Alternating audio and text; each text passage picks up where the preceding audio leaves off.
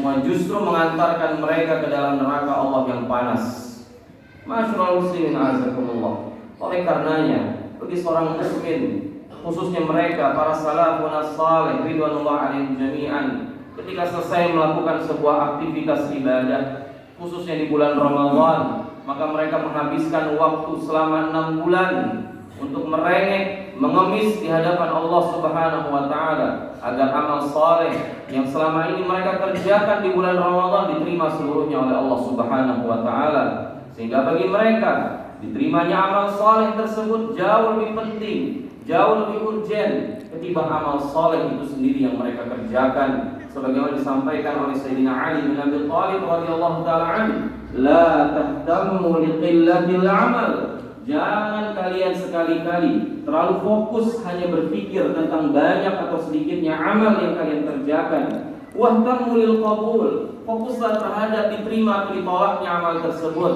Alam tasma'u Allah azza wa jalla yaqul, bukankah kalian mendengar Allah azza wa jalla berfirman, a'udzubillahi minasyaitonir rajim, innama yataqabbalu Allahu minal muttaqin. Sesungguhnya Allah azza wa jalla hanya menerima amalan dari orang-orang yang bertakwa. Masyaallah muslimin azakumullah. Oleh karenanya pada kesempatan khutbah ini, khatib akan memaparkan beberapa ciri dari amalan-amalan saleh seorang hamba yang diterima oleh Allah Subhanahu wa taala berdasarkan pemaparan para ulama dan analisa mereka terhadap hadis-hadis Nabi sallallahu alaihi wasallam dan firman-firman Allah Subhanahu wa taala. Mereka mengatakan bahwa yang pertama di antara ciri dari diterimanya amal saleh seorang hamba adalah adamur ruju' ila dzanbi ba'da tha'ah. Tidak kembalinya seorang hamba kepada kemaksiatan setelah dia mengerjakan ketaatan. Berkata Yahya bin Mu'adz rahimahullah taala, "Man istaghfara bi lisanihi wa qalbuhu 'ala al-ma'siyah maq'udun aw ma'qudun aw 'azmuhu an yarji'a ila al-ma'siyati ba'da syururi ya'ud fa shawmuhu 'alaihi mardud wa babul qabuli fi wajhi masdud." Berkata Yahya bin Mu'adz rahimahullah, siapa saja yang beristighfar, memohon ampun kepada Allah dengan lisannya, tetapi hatinya masih terikat dengan maksiat yang selama ini dia kerjakan sebelum memasuki bulan Ramadan, lalu kemudian dia berazam, dia bertekad setelah keluar dari bulan Ramadan dia akan kembali kepada maksiat tersebut, dan dia mengatakan astagfirullah hanya sebatas lisan, namun dalam hatinya sa'arji kumma sa'arji, saya akan kembali lagi, saya akan kembali kepada maksiat tersebut. Maka sesungguhnya kata beliau, fasawmuhu alaihi mardud, puasanya selama ini ditolak oleh Allah azza wa jalla. Wa babul qabuli fi wajhi masdud, dan diterimanya amal tersebut tertutup di sisi Allah Subhanahu wa taala. Masyaallah muslimin azakumullah. Yang kedua kata para ulama, di antara ciri dari amal saleh itu diterima oleh Allah Subhanahu wa taala, a'malun shalihatun ba'daha.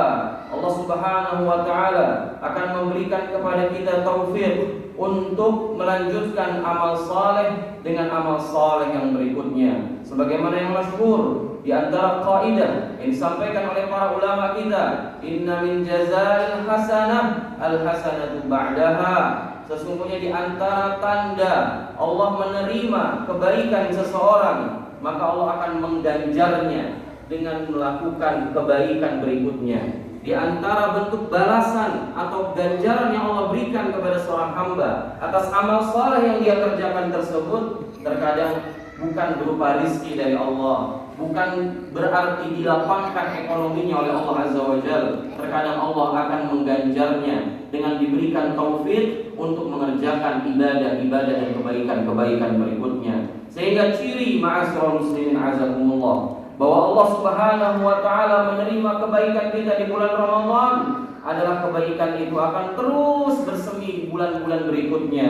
Ciri bahwa puasa kita diterima oleh Allah azza wa jalla di bulan Ramadan, maka Allah akan berikan kita taufik untuk melanjutkan puasa di 6 hari pada bulan Syawal, puasa pada bulan Dzulqa'dah, puasa di 10 hari pertama atau 9 hari pertama di bulan Dzulhijjah, dan kemudian juga puasa-puasa di hari-hari berikutnya. Dan ciri bahwasanya qiyam atau salat tarawih kita selama ini diterima oleh Allah azza wa jalla maka sholat malam tersebut tidak stuck hanya sampai di bulan Ramadan.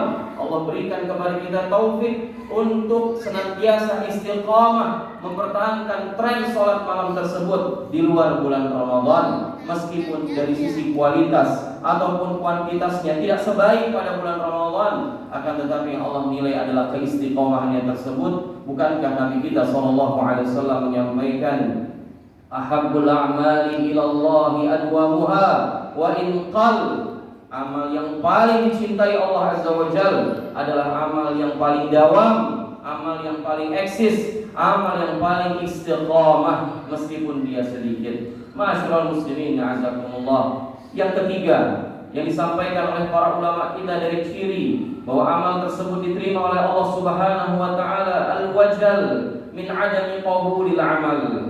Bahwasanya Allah akan meletakkan di hati seorang hamba rasa takut dan rasa cemas kalau ibadahnya tersebut tidak diterima oleh Allah.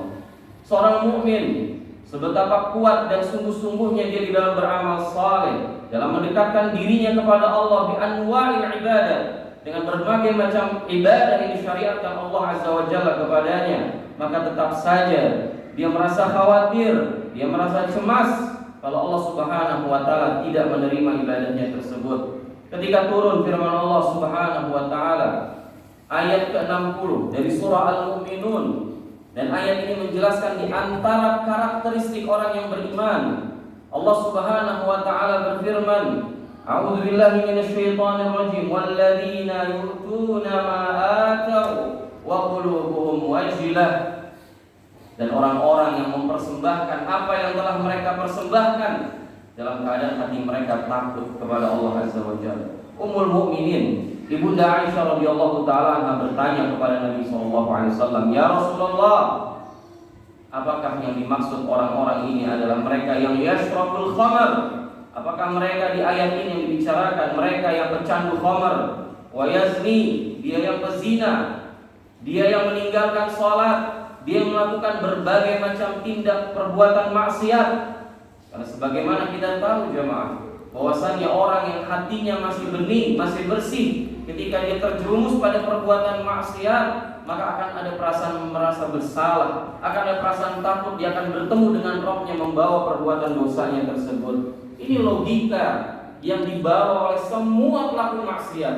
Tapi ternyata Nabi kita SAW menjelaskan, la yabnata siddiq, bukan orang-orang ini yang dimaksud oleh ayat ini, wahai putrinya As-Siddiq, walakinnahum alladzina yasumun wa yusallun wa yatasaddaqun. Mereka adalah orang-orang yang selama di dunia berpuasa, menghabiskan waktunya untuk menegakkan ibadah salat, baik yang wajib maupun yang sunnah. Mereka yang menghabiskan hartanya untuk disedekahkan. Wa hum yakhafuna alla yuqbal minhum, tapi di waktu yang sama mereka khawatir sedekah, puasa dan ibadah salatnya tersebut tidak diterima oleh Allah Subhanahu wa taala. Aqulu ma tasma'un wa astaghfirullah li wa lakum fastaghfiruh innahu huwal ghafurur rahim.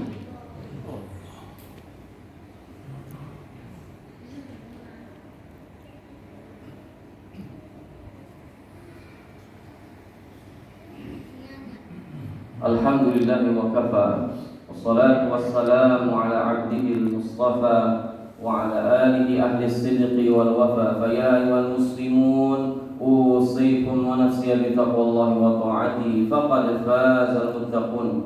Yaqulu tabaraka wa ta'ala fi kitabil karim wa asdaqul qa'ilin, a'udzu billahi minasy syaithanir rajim. Ya ayyuhalladzina amanu taqullaha haqqa tuqatih wa la tamutunna illa wa antum muslimun. Ma'asyiral muslimin, sidang Jumat rahimani wa rahimakumullah. Kemudian yang keempat, di antara karakteristik atau ciri dari amal yang diterima dengan penerimaan yang baik oleh Allah Subhanahu wa taala, kata para ulama, adalah istisgharul amal, menganggap kerdil amal kebaikan yang dilakukan, bukan meremehkan, bukan menyepelekan, akan tapi merasa bahwasanya amal yang selama ini dia kerjakan tidak bernilai mungkin di hadapan Allah. Masih banyak orang-orang mulia, para salaf kita tersebut, ketika beramal saleh mereka bersungguh-sungguh, sementara kita hanya ini yang bisa kita kerjakan selama di bulan Ramadan. Sebagian salaf kita ada yang mengkhatamkan Al-Quran, sampai 60 kali selama bulan Ramadan, ada yang 30 kali, ada yang setiap malam khatam. Tapi apa yang bisa kita lakukan di bulan Ramadan? Istisgharul amal, menganggap bahwa amalan kita sangat kerdil di hadapan Allah. Wa adamul ujub, dan dia akan diberikan taufik oleh Allah untuk tidak ujub, tidak takjub dengan amalan yang dia telah kerjakan tersebut, tidak ghurur, tidak tertipu dengan banyaknya atau besarnya amal soleh yang dia kerjakan tersebut. Karenanya jemaah, ketika Sayyidina Umar bin Khattab radhiyallahu taala anhu dipuji-puji oleh masyarakat yang menjelang wafatnya beliau radhiyallahu taala anhu, di penghujung kehidupan beliau mendapatkan pujian yang pujiannya demi Allah pantas disematkan kepada Sayyidina Umar. Siapa yang tidak kenal dengan keutamaan Sayyidina Umar? Beliau adalah salah seorang mertua Nabi sallallahu alaihi wasallam. Beliau digelari Al-Faruq alladzi yufarriq bainal haqq wal batil. Digelari Al-Faruq karena kapasitasnya yang sangat luar biasa dalam memecahkan dan memisahkan antara yang hak dan yang batil.